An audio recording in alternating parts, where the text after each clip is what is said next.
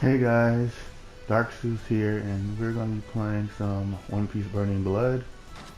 My previous upload for this game, my voice wasn't very clear, but I will be uploading this one, and hopefully my voice is clear in this one. So, I'm gonna record one session and upload it to here, so that way you know you can hear my voice. Let's see what we're gonna do. Want a poster, maybe? Click on limited wanted posters. This is a list of limited edition wanted posters shown. Okay. Alright. I'll give it a shot.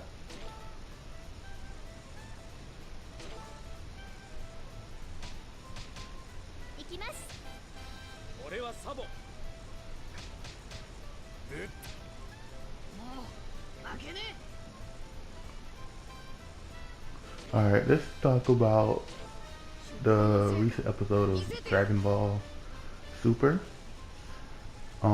61, episode 61, I believe, where like they show that Zamasu is actually black, like actually had like proof instead of fans speculating who was black was and all that stuff. So I think, to be honest with you, that's what they literally could do. That's the only thing they could do, because fans were just speculating like, oh, black was Goten, oh, black is blah, oh, black is this. I think that majority of people thought that black was the monster in the first place. So only person that think otherwise is pretty much retarded. So, but whoever came up with the black is Goten was completely, I don't even know the words for it, but yeah, I will say that the way they handled blacks and well, technically just Zamasu's character was kind of douchey. Like, Zamasu was pretty much a douchebag from the start.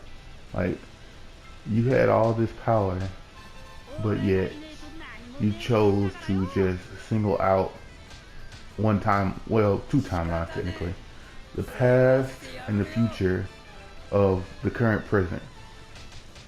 So why would you want to go and just mess around in that specific timeline? Like, you could literally just go between different times and different ways of, times. Like, you could go there and you can go back even further back in time before you met the Zamasu, change the Zamasu, and pretty much make a army across time for you and other Zamasus to take over and pretty much wipe out humans in the future.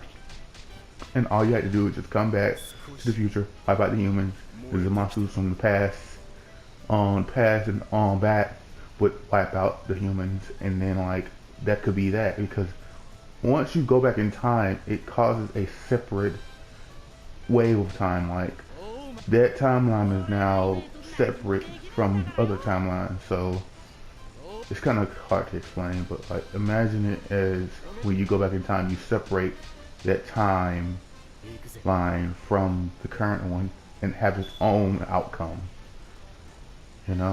It's like breaking off a tree branch and planting it next to another tree. Like, it's part of that tree, but now since you broke it off, it's its own entity, it's its own channel. So he could have literally did that, or what I think he should have done is use the Super Dragon Balls to basically just like create an army. Like, he could literally create an army, and all gave him time rings, all of them. Go back in the past, get a time ring, kills Kawasu, and I'm pretty sure, since they said only Kais can go back in time, I'm pretty sure most Kais should have that, ability or that ring to do so. So like, him killing off the gods instead of trying to find out what other time rings were completely idiotic. Like he could literally just use that to his advantage, or he could have made them in his own image. You know, like instead of killing off your allies, convert them. You know, like that's one thing a villain should do: convert the good guys who are powerful into bad guys. Because he did it with Goku. He switched bodies with Goku, and he noticed that he had this so much power, and to like not see potential in doing so with others, especially gods. This was completely chaotic. They could have handled him way better, and they could have made him a lot smarter. But I digress. His character is his character, I suppose, and hopefully they. I honestly think that the evil containment wave will not seal him. I think that it will not work. For the simple fact is, you're gonna have a character come out and just outright destroy Goku's family. Well, from the past, I suppose, but and kill Goku. Like he killed Goku. Like no villain. You can't really count certain villains, but you know, no villain outright killed Goku. You know, people say, "Oh, Cell killed Goku," but that wasn't the intention of Cell. You know what I mean? Cell's intention was to destroy everyone, including Goku. But Goku pretty much gave his life, so I guess he could take the L from that, but I still don't think that works out the same way, you know? But if I was a DS scumbag, I would say, shoot, Goku took the L from Cell, you know? Cell killed Goku. And then took his cells.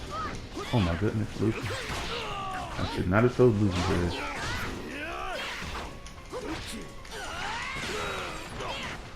Yeah, but,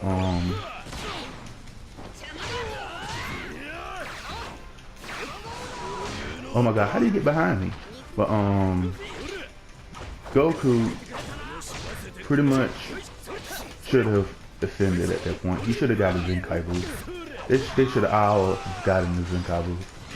From losing so badly to the point that they will like knock the crap out when they came out the time machine. Oh my goodness.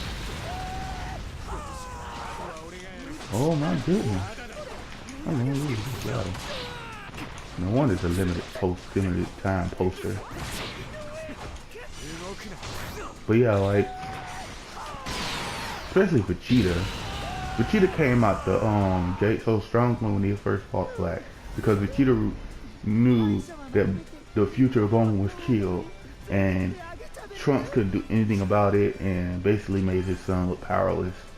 So like, I don't see why Vegeta didn't come out the gate strong like that, because in episode 61 he just sat there and started like talking to them casually, talking to Black and Zamasu casually. You know, like that's kind of dumb. Like, ain't you supposed to be aggressive? Ain't you supposed to be angry and upset? But she was always angry and upset over something. Why would you make him act so casually? It's just weird. I'm not saying the episode was bad. The episode was decent, you know, but the way they handled the character development was meh.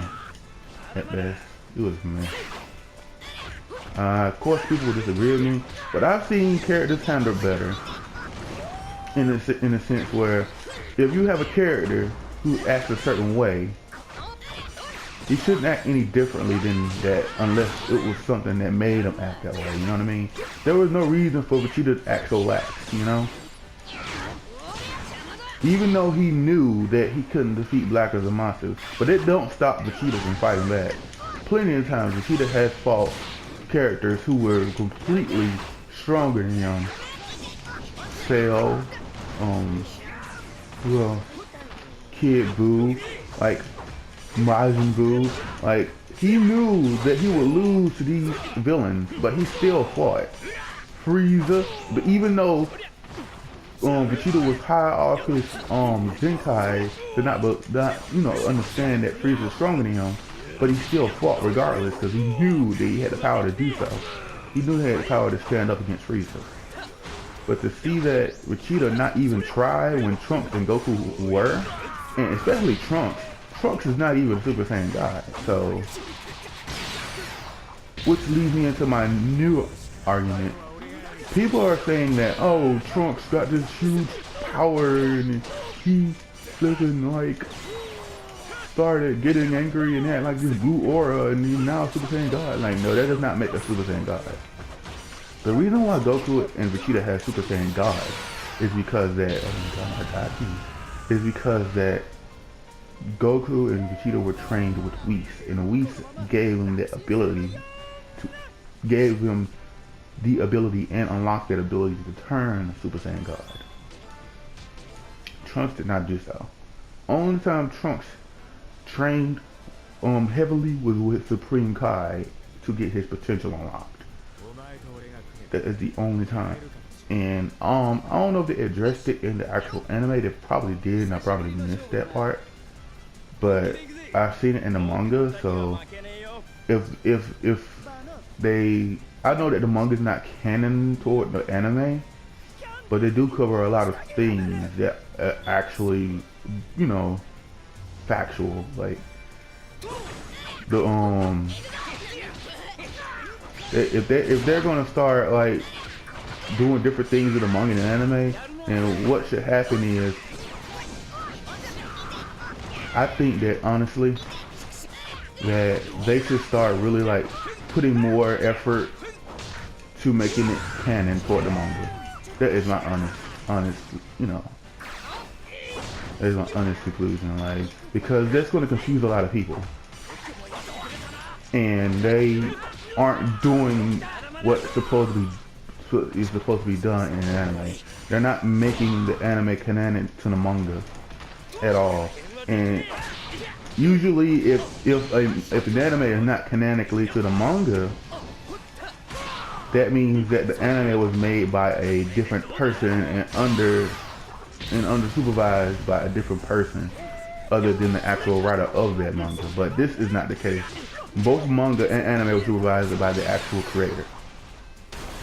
And to have him make the manga totally different from the anime is completely stupid. I don't care what you say in this situation. You know? It's like making Batman and Batman going, let's say the last volume of Batman. Batman goes to Doomsday, right? And then next thing you know, Batman has like a the Doomsday outfit that he has when he went down to fight Apocalypse because they took his son. And like, imagine that part, but like imagine him not going down there with his Apocalypse suit. Oh my god, I got hit again. But yeah, like that's a total turn of different events. You know, that shows how strong Batman is without his suit, you know? So to sit there and make those minor changes could cause a different power structure, you know? And when Zamasu came around and he displayed that he was immortal and he could not be killed, and like they show like Black how he got this whole boost, you know what I mean? That really showed a different power structure. That showed how lame and how weak the actual writing was, to be honest with you. Because why would Black Goku be so much stronger than actual Goku? You know what I mean? Remember in the episode of Dragon Ball Z where Ginyu switches bodies with Goku, and Ginyu did not know how to control that body? I don't care who you are, I don't care what you think, but that is canon. That is canon. That's obviously canon. When Ginyu switched bodies with Goku, that was canon. And to have Zamasu do the same exact thing and is able to control Goku's body and know the Kamehameha and like all that different stuff, like that made no sense to me. That made none. You know? Why would you have a character learn a move that he don't know about to